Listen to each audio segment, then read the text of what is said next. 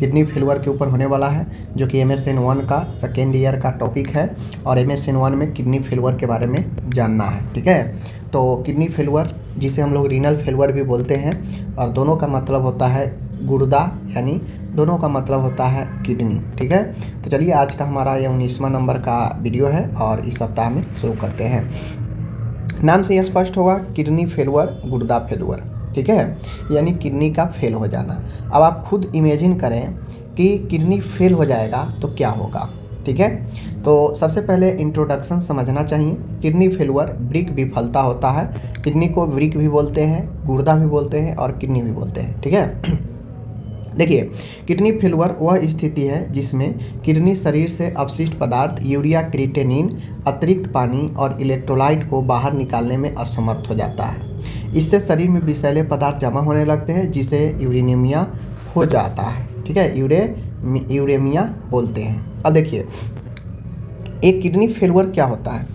तो kidney failure, kidney विफलता मतलब किडनी अपने कार्यों को सही ढंग से निष्पादन नहीं कर पाता है। अब किडनी का काम क्या है भाई, तो किडनी का काम है कि हमारे बॉडी में जितने भी वेस्ट पदार्थ है, ठीक है, जैसे यूरिया, क्रिएटिनिन, ये वेस्ट है, अपशिष्ट पदार्थ है। ठीक है, जिसको शरीर से बाहर निकालता है ब्लड को छान कर। ठीक है, साथ में हमारे बॉडी में फ्लूइड रिटेंशन ना हो, अतिरिक्त जो है तरल पदार्थ ना हो, इससे में भी जो है ये क्या करता है, रेगुलेट करता है।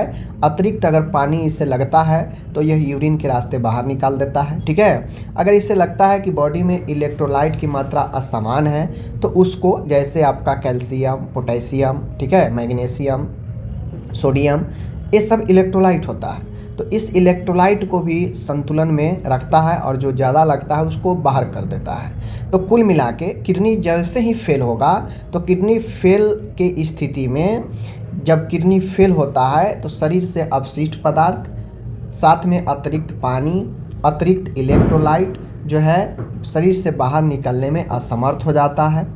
और उससे होता यह है कि बॉडी में हमारा जो भी विषैले पदार्थ है वह जमा होने लगता है। भाई नहीं निकलेगा तो बॉडी में ही जमा होगा ना, तो जमा होने लगता है और इस विषैले पदार्थ को जमा होने को यूरेमिया बोलते हैं। बात समझ गए। तो किडनी फेल होने का सीधा सीधा मतलब है कि किडनी ठीक ढंग से काम नहीं कर पाता है।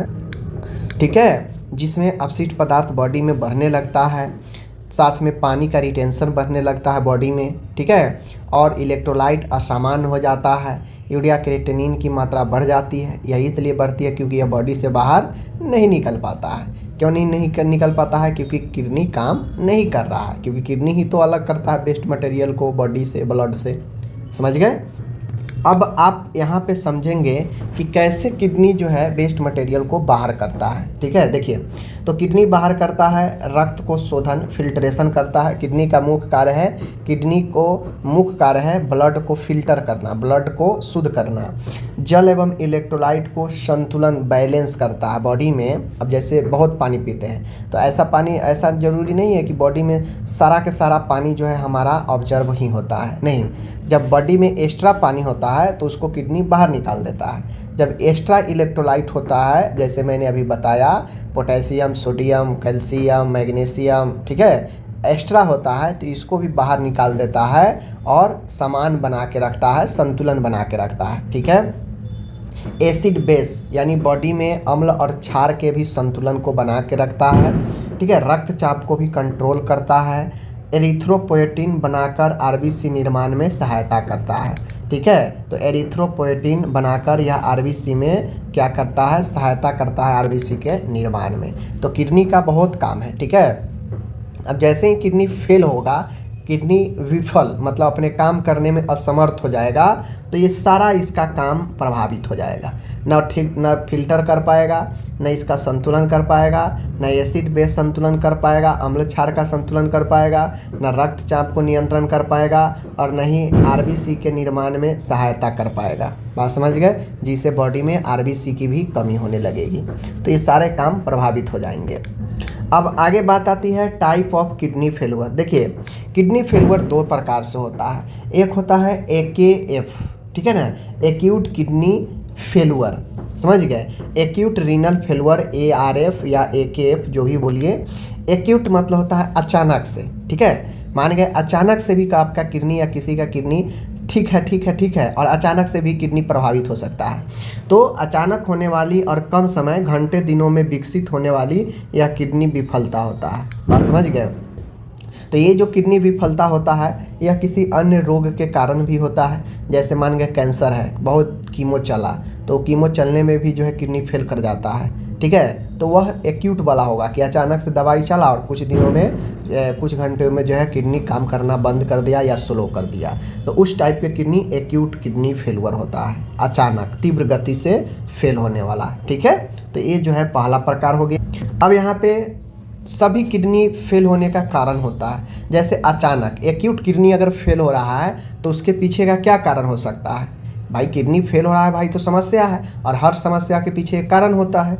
तो यहाँ भी किडनी फेल अचानक एक्यूट वाला में क्या क्या कारण हो सकता है। देखिए कारण में होता है प्री रीनल, रक्त प्रवाह में कमी, ठीक है ना। प्री रीनल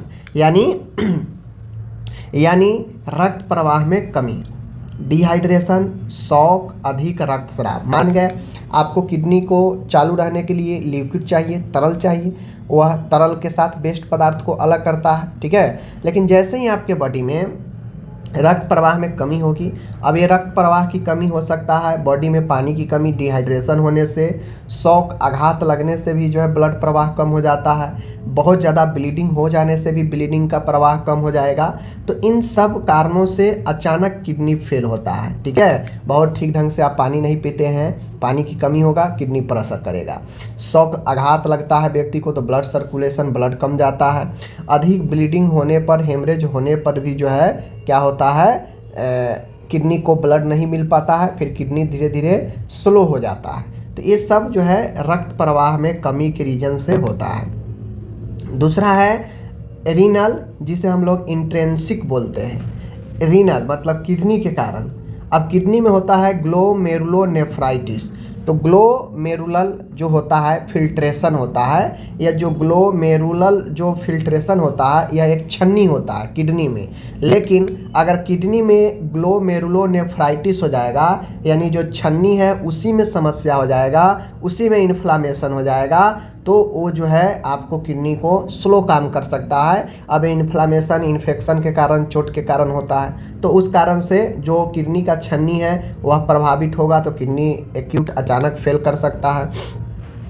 नेफ्रोटॉक्सिक दवाएं, कुछ ऐसे दवा जो किडनी को डैमेज करने वाला हो, जैसे बहुत ज़्यादा दर्द के दवाई अगर रेगुलर लेते हैं तो भी किडनी को प्रभावित करता है। या कुछ ऐसे दवा है जो किडनी को बहुत ज़्यादा टॉक्सिक करता हो, नुकसान पहुंचाता हो, तो वैसे दवाई भी किडनी को आपको प्रभावित करता है और किडनी फेल हो सकता है। तो ये दो रीजन किडनी पर डायरेक्ट हमला करता है, ग्लोमेरुलोनेफ्राइटिस और नेफ्रोटॉक्सिक दवाएं। ओके।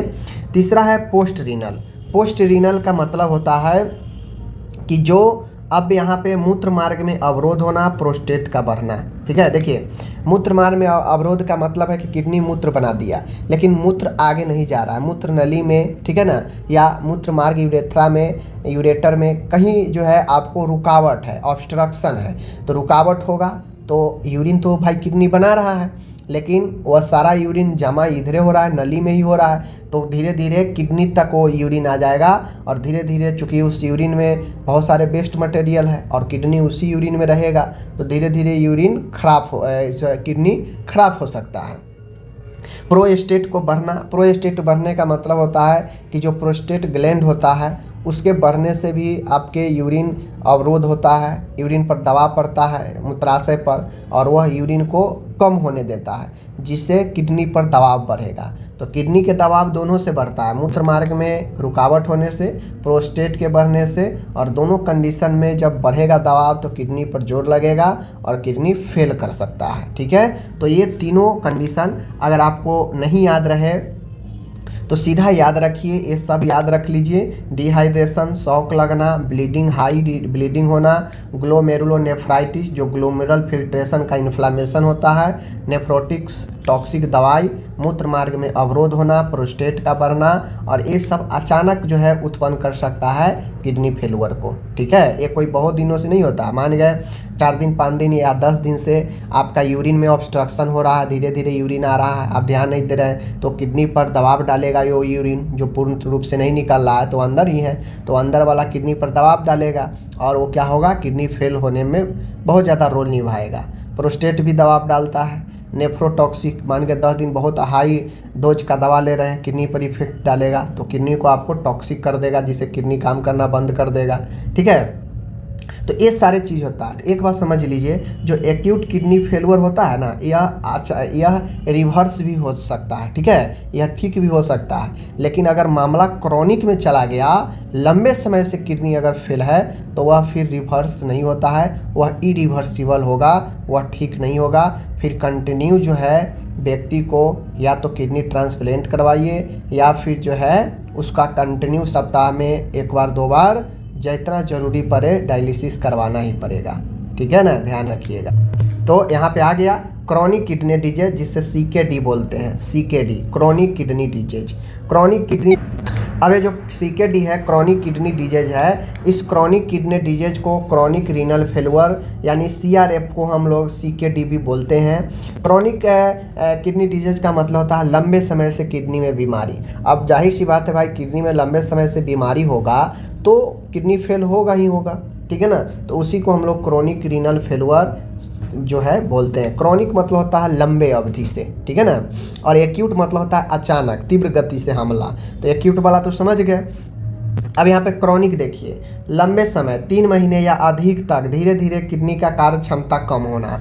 तो क्रॉनिक रीनल फेलुअर का मतलब होता है कि मान गए कोई भी ऐसा कारण जो किडनी को धीरे धीरे प्रभावित कर रहा है, और यह सिचुएशन पिछले 3 महीना या इससे अधिक से बना हुआ है, तो फिर ये आपको किडनी को लंबे समय तक के लिए डैमेज कर सकता है, फेल कर सकता है, जिसके बाद शायद वो किडनी वापस से ठीक ना हो पाए। समझ गए। तो क्रॉनिक में यही एक समस्या होता है कि ये लंबे अवधि से चले आ रहा होता है। लंबे अवधि के जो है क्या होता है, लंबे समय का जो है एक होता है धीरे धीरे किडनी कार्य क्षमता आपका कम होता है।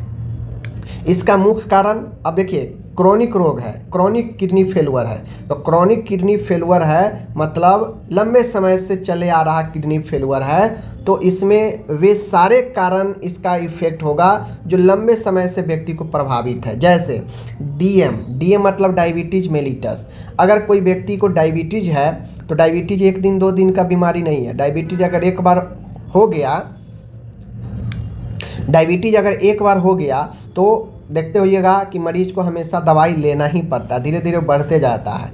तो अगर किडनी प्रभावित है तो एक पहला रीजन आपको किडनी डायबिटीज मेलिटस डीएम भी हो सकता है। बात समझ गए ना।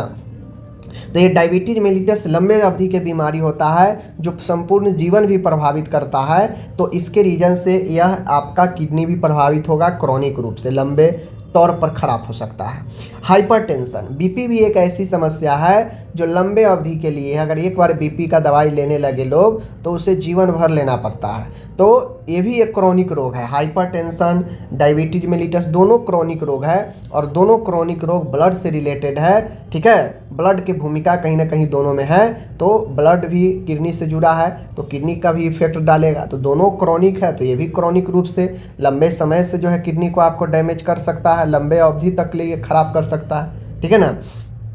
क्रॉनिक ग्लोमेरुलोनेफ्राइटिस, अब देखिए ग्लोमेरुलोनेफ्राइटिस वहाँ भी था, ठीक है ना, एक्यूट वाला में भी। तो नेफ्राइटिस का मतलब आइटिस लग गया, लास्ट में आइटिस आ रहा है ना, तो यह इन्फ्लामेशन को बताता है। तो इन्फ्लामेशन का मतलब होता है चोट से, संक्रमण से, दोनों से हो सकता है प्रभावित। तो जो ग्लोमेरुलो होता है, छन्ना, किडनी के अंदर जो छन्नी फिल्ट्रेशन होता है ग्लोमेरुलर, यह ग्लोमेरुलर नेफ्राइटिस यानी छन्नी का लंबे समय से प्रभावित होना, समस्या होना, इन्फ्लामेशन होना, ग्लोमेरुलोनेफ्राइटिस होता है। ठीक है, और यह अगर लंबे अवधि से ग्लोमेरुलर प्रभावित है तो यह भी जो है क्रॉनिक ही किडनी फेल करेगा।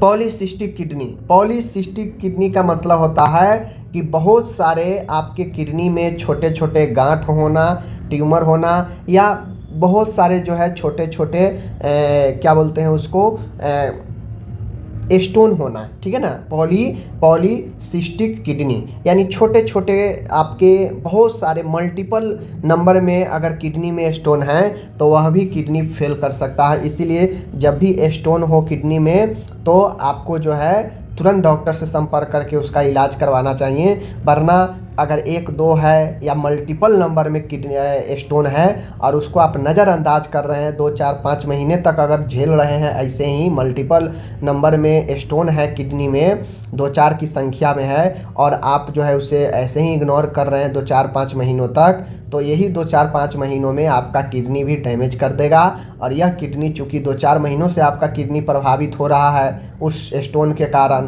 तो आपको यह लंबे अवधि के लिए किडनी खराब कर सकता है या संपूर्ण जीवन के लिए भी खराब कर सकता है, ठीक है। तो इसमें क्रॉनिक रीनल फेल्यूर में इसका कारण भी क्रॉनिक ही होगा, जैसे diabetes, hypertension, chronic glomerulonephritis, polycystic kidney, समझ गए। तो ये सारा चीज़ ध्यान रखिए। अब यहाँ पे एक चीज़ आप देख लीजिए, पैथोफिजियोलॉजी यहाँ पे मतलब अगर किडनी फेल होता है तो कैसे बॉडी में हमारा यह जो है अपना प्रभाव दिखाता है, देख लीजिए। देखिए पैथोफिजियोलॉजी में आपको स्टेप बाय स्टेप चीज़ें लिखना होता है। जैसे देखिए किडनी फेल्यूर के ऊपर अगर पैथोफिजियोलॉजी अगर लिखना हो बहुत आसान है, GFR कम हो जाता है। जैसे ही आपका किडनी प्रभावित होगा तो पहला पॉइंट तो यहाँ पे लिखना ये बनता है कि किडनी का प्रभावित होना। अब किडनी प्रभावित एक्यूट में भी हो सकता है, क्रॉनिक में भी हो सकता है। तो पहला पॉइंट किडनी प्रभावित और वो किसी भी रीजन से हो, पहला पॉइंट। दूसरा पॉइंट जैसे ही किडनी प्रभावित होगा GFR rate, glomerular filtration rate कम हो जाएगा, जो एवरेज 125 माना जाता है और 80 सबसे ख़राब होता है। 80 से नीचे अगर आ जाए तो और किडनी ख़राब हो गया। तो जैसे जैसे आपका किडनी धीरे धीरे डैमेज ज़्यादा होते जाएगा वैसे वैसे GFR रेट कम होते जाएगा। तो दूसरा पॉइंट किडनी प्रभावित के बाद दूसरा GFR कम हो जाना। जैसे ही GFR आपका कम होगा यूरिन आउटपुट कम हो जाएगा, यूरिया व क्रिएटिनिन बढ़ जाते हैं बॉडी में, ठीक है। जैसे GFR कमेगा आपके बॉडी में यूरिया क्रिएटिनिन जो कि बेस्ट पदार्थ है बढ़ने लगता है, ठीक है। उसके बाद चौथा पॉइंट में पानी और सोडियम रिटेंशन, जैसे बॉडी में हमारा पानी अधिक रिटेंशन बढ़ने लगेगा, बाहर नहीं निकलेगा तो बॉडी में ही बढ़ेगा, तो पानी बढ़ेगा। और सोडियम यही होता है electrolyte, sodium, calcium, magnesium, potassium, ये सब इलेक्ट्रोलाइट है। तो उसमें सोडियम यानी पानी और नमक अगर बॉडी में बढ़ने लगे तो यह सूजन पैदा करेगा, ठीक है ना। तो पानी और सोडियम अगर होगा तो बॉडी में सूजन होगा। इसीलिए जिसका किडनी देखिएगा ख़राब होता है, डैमेज हो जाता है, तो उसके बॉडी में सूजन होने लगता है। वह सूजन इसलिए होता है क्योंकि उसके बॉडी से पानी एक्स्ट्रा निकल नहीं रहा है और जो सोडियम है उसका मैनेज इलेक्ट्रोलाइट का ठीक ढंग से बैलेंस हो नहीं रहा, जिसके दोनों के परिणाम स्वरूप बॉडी में, पैर में उसको सूजन होने लगता है, ठीक है। उसके बाद पोटेशियम बढ़ना। अब बॉडी में अभी मैंने बताया ना इलेक्ट्रोलाइट में सोडियम, कैल्शियम, पोटेशियम, मैग्नीशियम ये सब होता है, तो बॉडी में पोटेशियम भी नहीं निकल पाता है तो हाइपर कैलेमिया हो जाता है और इससे हृदय संबंधी खतरा रहता है अगर पोटेशियम का स्तर बढ़ता है तो, ठीक है। उसके बाद मेटाबॉलिज्म एसिडोसिस होता है, बॉडी में आपका एसिड बेस का ठीक ढंग से बैलेंस नहीं हो पाता है तो आपका मेटाबॉलिज्म भी, चपाचे भी गड़बड़ा जाता है और बॉडी अम्लीय की तरफ होने लगता है, बॉडी में अम्लीयता बढ़ने लगता है। ओके, आगे है एनीमिया। एनीमिया यह होता है एरिथ्रोपोएटिन की कमी से, क्योंकि किडनी एरिथ्रोपोएटिन रिलीज करता है और यह एरिथ्रोपोएटिन आरबीसी के निर्माण में मदद करता है। तो जब किडनी प्रभावित होगा तो एरिथ्रोपोएटिन रिलीज ही नहीं होगा और जब रिलीज नहीं होगा तो आरबीसी में कमी आएगी और आरबीसी कमी आएगी मतलब हीमोग्लोबिन भी कमेगा और एनीमिया होगा। तो ये सब प्रोसीजर होता है, ठीक है, स्टेप बाय स्टेप आगे बढ़ने का। अब यहाँ पे किडनी फेल होने का लक्षण भी आप यहाँ से बता देंगे। पैथोफिजियोलॉजी अगर बता दिए ना तो किडनी फेल होने का सारा लक्षण यहीं पर लिखा भी हुआ है, ठीक है। GFR कम हो जाना, यूरिया क्रिएटिनिन स्तर बढ़ना, पानी और सोडियम की मात्रा बढ़ना, बॉडी में पोटेशियम बढ़ना, ठीक है, मेटाबॉलिज्म में गड़बड़ हो, असंतुलन होना, एनीमिया होना, समझ गए, शरीर में सूजन होना, हृदय से संबंधित बीमारी होना, ये सारा लक्षण भी आप पढ़ लिए, समझ गए अगर पैथोफिजियोलॉजी समझ गए तो। देखिए यहाँ पे लक्षण और चिन्ह है ना। तो देखिए लक्षण और चिन्ह दो तरीका से होता है। अगर आपको दो तरीका, एक होता है सामान्य और एक होता है जटिल। तो सामान्य में क्या होगा, अगर किडनी प्रभावित होगा तो सामान्य में यही होगा कि पेशाब कम आएगा, जिसे ओलिगुरिया बोलते हैं मेडिकल में। सूजन, पैर और चेहरे में सूजन होगा, थकान महसूस होगा, मतली उल्टी होगा, सांस फूलेगा, ये सब समान लक्षण है, ठीक है, जो कि अभी मैंने आपको बता दिया। और सब लक्षण एक दूसरे से रिलेटेड होता है। उसके बाद गंभीर लक्षण में क्या होगा, बीपी हाई होगा, भ्रम के कंडीशन बनेगा, सीने में दर्द होगा, हृदय की गति अनियमित होगी, ठीक है, गंभीर सूजन होगा और बॉडी से वेस्ट पदार्थ बहुत ज़्यादा बढ़ने लगेगा, जिसके परिणाम स्वरूप व्यक्ति का डेथ भी हो सकता है, क्योंकि बॉडी में पॉइजनिंग होने लगेगा ज़्यादा वेस्ट मटेरियल बॉडी में बढ़ने से। तो ये सब गंभीर लक्षण है। बाकी सारे लक्षण गंभीर हो या समान हो, आप दोनों को एक जगह लिख दीजिएगा, अच्छा रहेगा। अब इसमें कौन कौन सा इन्वेस्टिगेशन होगा, तो देखिए इसमें इन्वेस्टिगेशन जो होता है, चूँकि किडनी है तो आप ब्लड भी चेक कर सकते हैं। ब्लड में एक टेस्ट होता है आपका KFT, ठीक है ना, KFT किडनी फंक्शन टेस्ट, जिसमें यूरिया क्रिएटिनिन, ठीक है, और आपका ये पता चलता है, यूरिया क्रिएटिनिन पता चलता है कि आपका कितना क्रिएटिनिन लेवल है। 0 जो है देख लीजिए 3 से लेकर 0.3 से लेकर 1 पॉइंट तक जो है होता है नॉर्मल, इतना तक 1.2 तक नॉर्मल होता है, ठीक है। तो सीरम क्रिएटिनिन लेवल जो है चेक होता है, ब्लड यूरिया जिसे KFT हम बोलते हैं। CBC टेस्ट होगा, अगर इन्फेक्शन वगैरह के कारण अगर ये हो रहा है तो CVT टेस्ट CBC कर सकते हैं, ब्लड का टेस्ट। उसके बाद इलेक्ट्रोलाइट के टेस्ट से पता चलेगा कि कौन सा इलेक्ट्रोलाइट, पोटेशियम, मैग्नीशियम, कैल्शियम बढ़ा है घटा है, ठीक है ना।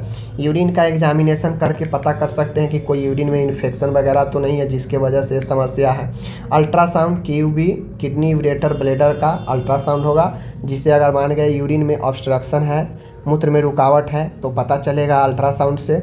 GFR टेस्ट होता है, जिसे पता चलेगा कि GFR कितना है, ग्लोमेरुलर फिल्ट्रेशन रेट कितना है, सही है या गड़बड़ है। अगर गड़बड़ होगा, लो होगा, तो किडनी इफेक्टेड होगा। तो ये सब टेस्ट से पता चलता है, ओके। अब लास्ट में एक ही चीज़ आता है, उपचार, मैनेजमेंट। तो मैनेजमेंट कहने का मतलब होता है, देखिए उपचार में दो तरीके अपनाते हैं, पहला मेडिकल और दूसरा सर्जिकल। तो अगर सर्जिकल यहाँ प्रोसेस हो पाएगा, संभव है तो वो लिखेंगे, अगर नहीं संभव है तो दवाई ही लिखेंगे। दवाई तो सब में चलता है, ठीक है ना। फर्स्ट लाइन का ट्रीटमेंट तो किसी भी बीमारी में दवाई ही, मेडिसिन ही होता है। तो मेडिसिन तो हर एक बीमारी में चलेगा, चाहे वो सपोर्टिव मेडिसिन हो या फिर उसके डायरेक्ट ट्रीटमेंट थेरेप्यूटिक मेडिसिन हो। जैसे यहाँ पे उपचार में हम औषधि देते हैं, दवा देते हैं। पहला दवा कौन देते हैं, तो पहला डायूरेटिक्स दवा देते हैं, जैसे फुरसामाइड, टॉर्सामाइड, ठीक है ना, डाइटर, ये सब दवा आता है जो पानी बॉडी से रिलीज करता है। जो बॉडी में ज़्यादा पानी है इकट्ठा किडनी खराब होने के कारण, उसको निकालता है बाहर, ठीक है ना। तो डायूरेटिक्स दवा वो देते हैं जिससे ज़्यादा यूरिन आउटपुट बाहर आए, ओके। एंटी हाइपरटेंसिव, बॉडी के जो प्रेशर है रिलीज करने के लिए एंटी हाइपरटेंसिव दवाई देते हैं, रक्तचाप को कम करने के लिए। कैल्शियम सप्लीमेंट देते हैं, क्योंकि किडनी प्रभावित होने पर कैल्शियम लो होने लगता है। एरिथ्रोपोएटिन जो होता है वो दे सकते हैं मरीज को। तो ये सब कुछ दवाइयाँ हैं। अगर सूजन हो जाए तो उसके लिए भी दवाइयाँ चलता है, ठीक है ना।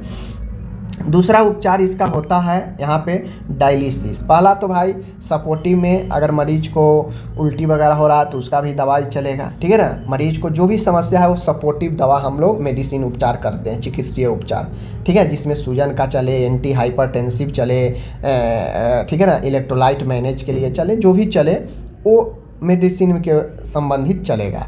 लेकिन दूसरा उपचार इसका है वो होता है डायलिसिस। अगर किडनी खराब हो जाए, फेल हो जाए, तो उस कंडीशन में डायलिसिस इमीडिएट ज़रूरी पड़ता है। तो इसमें एक हेमोडायलिसिस होता है, एक पेरिटोनियल डायलिसिस होता है। डायलिसिस पढ़ा चुके हैं।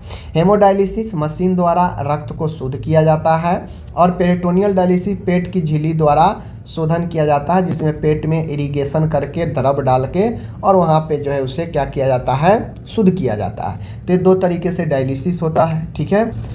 उसके बाद अगर मान गए फिर भी अगर नहीं उपचार संभव हो पाया, किडनी बार बार और डैमेज होते जा रहा है, सप्ताह में 3-4 डायलिसिस कराना पड़ रहा है, तो काफ़ी महंगा प्रोसीजर होगा। अगर 3-4 डायलिसिस होगा तो परेशानी होगा, तो उससे बढ़िया लोग सोचते हैं कि किडनी का ट्रांसप्लांट करवा दें। तो अगर जो कैपेबल है, जो पैसे वाला है, वो किडनी ट्रांसप्लांट करवा लेता है, अपना नई किडनी लगवा लेता है, किसी से डोनर से ले लेता है अपने रिलेशन में।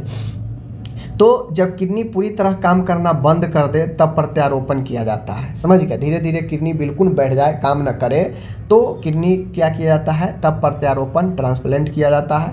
विश्व स्तर पर सफल प्रत्यारोपण की शुरुआत जोसेफ मूरे द्वारा की गई थी। तो किडनी ट्रांसप्लांट में होता यह है कि ऐसा नहीं है कि सबसे किडनी लेकर और ट्रांसप्लांट किसी में कर दिया जाता है, नहीं, यह किडनी ट्रांसप्लांट अपने ही घर में आसपास में लेकर किया जाता है, मैच हो जाता है उससे। क्योंकि आपको पता होगा बहुत बड़ा